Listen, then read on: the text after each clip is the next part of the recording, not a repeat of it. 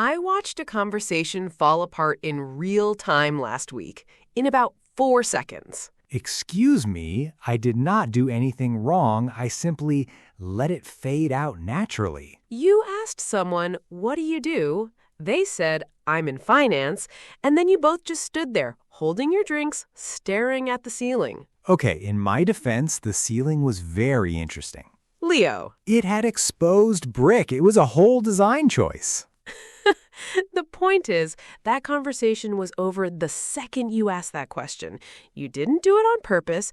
The question itself is the real problem, and almost nobody knows it. Wait, what do you do is a bad question? I've used that question my entire adult life. It's practically the national anthem of small talk. And that's exactly the problem. Today, we're replacing it. Hi, I'm Anna, and today we're giving you 5 better questions to ask when you meet someone new in English.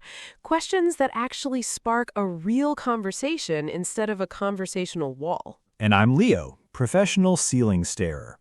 If you've ever met someone new and the conversation just stalled, this episode is for you. By the end, you'll have 5 new icebreakers and, more importantly, you'll understand exactly why they work. Okay, so tell me why "what do you do" is such a disaster. It seems so harmless. It feels harmless, but think about what you're actually asking for. You're asking someone to summarize their entire professional identity in one sentence to a total stranger, standing up, holding a drink. When you say it like that, it sounds like a job interview.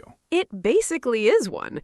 And here's the problem. Most people have exactly one rehearsed answer to that question. It's their elevator pitch. It's polished, it's short, and it's designed to end the topic, not open it. So the question doesn't invite a story, it invites a headline. Exactly. And there's real research behind this. A Harvard Business School professor named Allison Woodbrooks studied hundreds of real get-to-know-you conversations between strangers, and she found that most people rely way too heavily on what she calls mirror questions. Mirror questions? Like questions that just reflect back? Exactly that. You ask, "What do you do?" They answer. Then they say, "And you?" And you just mirror the same question back. Nobody actually builds on what the other person said. Oh no, I do that constantly. What do you do? And you? It's basically a tennis match with no rally. A perfect way to put it. Her research found that the conversations people actually enjoyed and remembered had far more follow-up questions, questions that picked up a specific detail and dug into it, instead of just bouncing the topic back and forth. So it's not really about which opening question you ask. It's about what you do after the answer. But, and this is key, some opening questions make a great follow-up almost automatic because the answer is already a story, not a headline. That's what today's 5 questions are built to do. Okay, I'm convinced. Teach me. Before we do, one more piece of the puzzle. There's a famous psychology idea behind all of this called self-disclosure.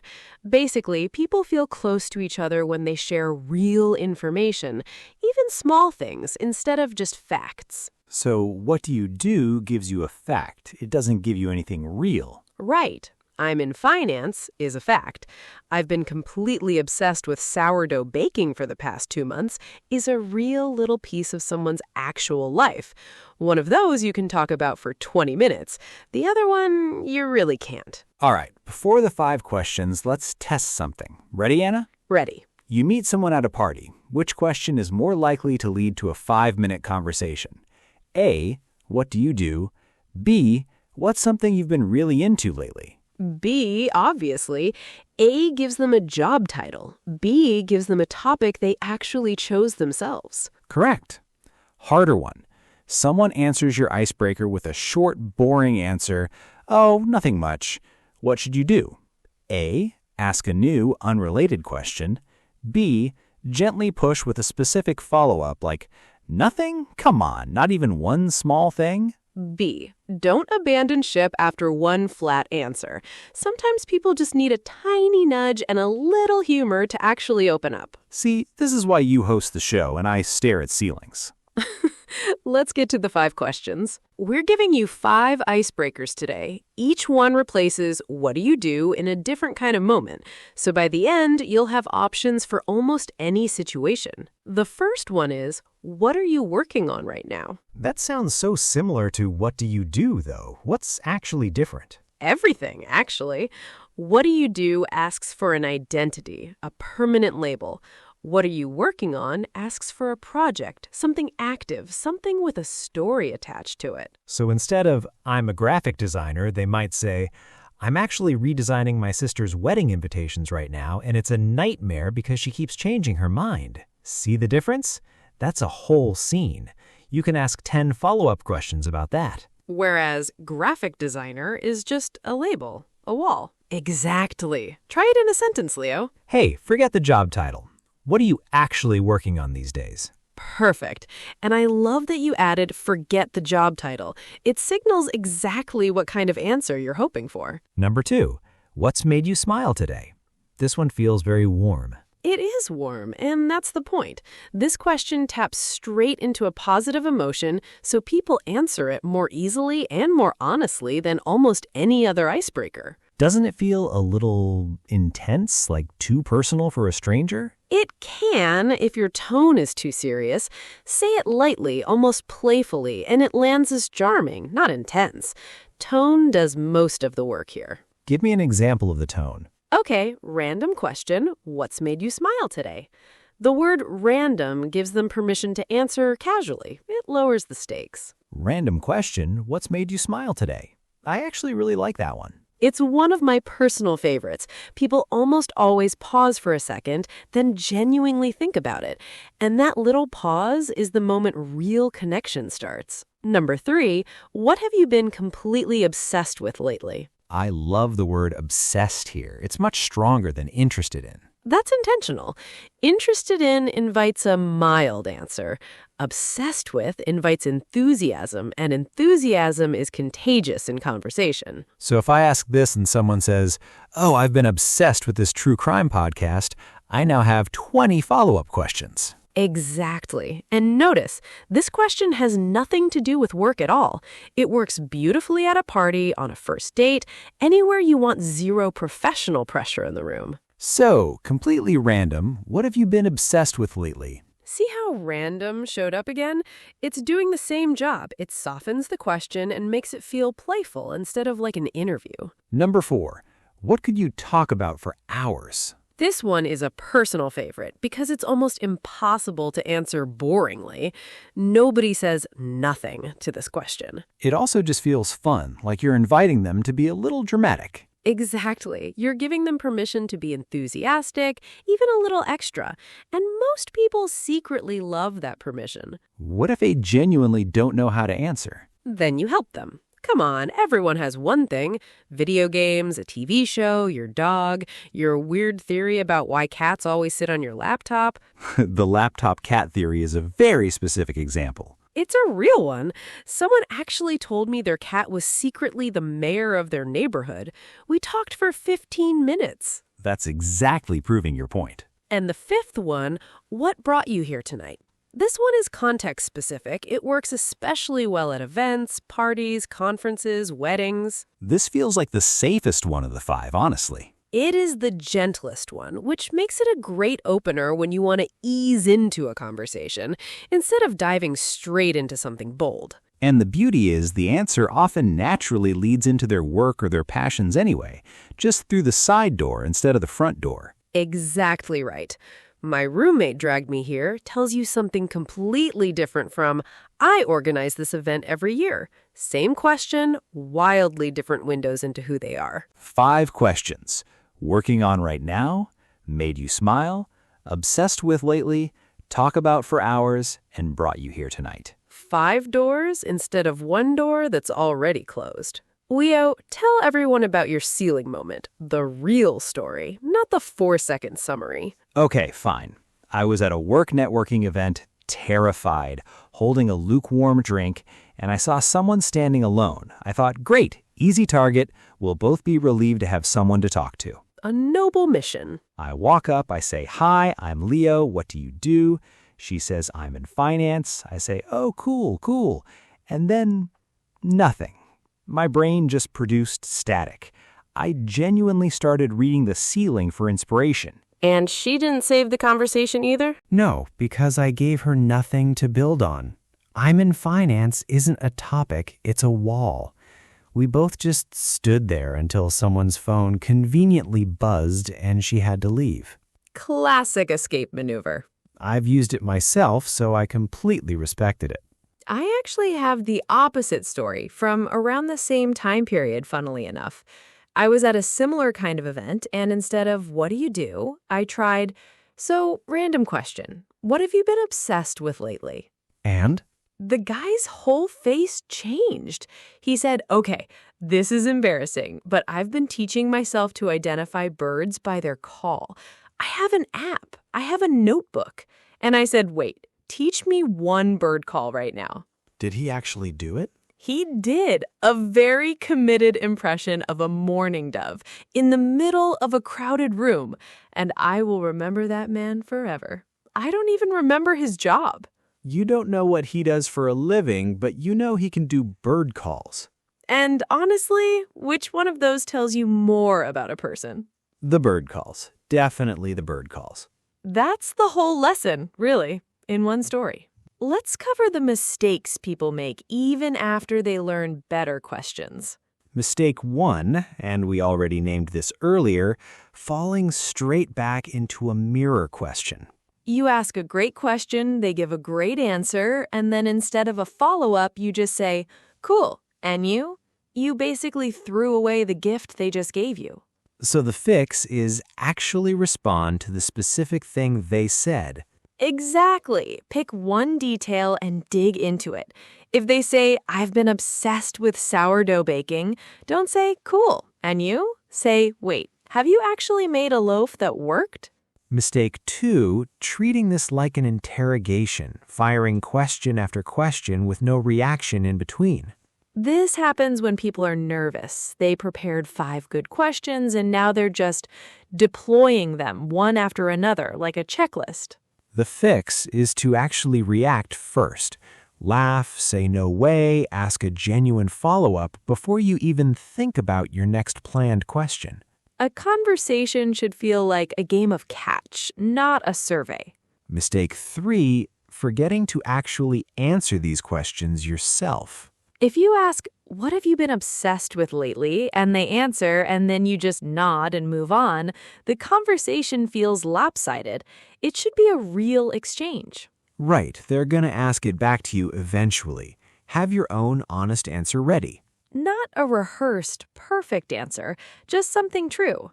Honestly, I've been way too into this baking show, is more than enough. And mistake 4, using the exact same icebreaker every single time until it sounds robotic and rehearsed. Even a great question loses its magic if you're clearly reciting it from memory. Rotate through your 5 and let your tone match the actual room you're in. A quiet coffee chat and a loud party probably call for different ones. Exactly. What made you smile today fits a calm one-on-one. What brought you here tonight fits a big, loud event where you need something quick and easy. Let's practice the follow-up skill, since that's really the secret ingredient. I'll give you an answer, you give me the weak response first, then the strong follow-up. Ready. Someone says, I've been completely obsessed with this true crime podcast lately. Oh, cool. Yeah, I don't really listen to podcasts. A conversation ender if I've ever heard one. Wait, which one? I need something new for my commute, and also, should I be worried about you right now? Perfect. Humor plus a genuine specific question. Situation 2. Someone says, honestly, what made me smile today was my dog learned a new trick. Nice. Dogs are great. A very polite full stop. Okay, I need details. What's the trick, and does the dog know it's impressive, or is it just doing it for treats? See, that question alone could go for 10 more minutes. Last one. Someone says, I could talk for hours about my fantasy football league, honestly. Oh, interesting. The most polite way to end a conversation in the English language. Okay, I need to hear about your league right now, and I need to know if you're winning. Perfect. You're not just asking a question, you're playing along with them. Let's quickly cover where these actually work best. Situation 1, professional networking events. What are you working on right now is your best friend here. It still touches on work, but through a story instead of a title. Situation 2, parties and social gatherings.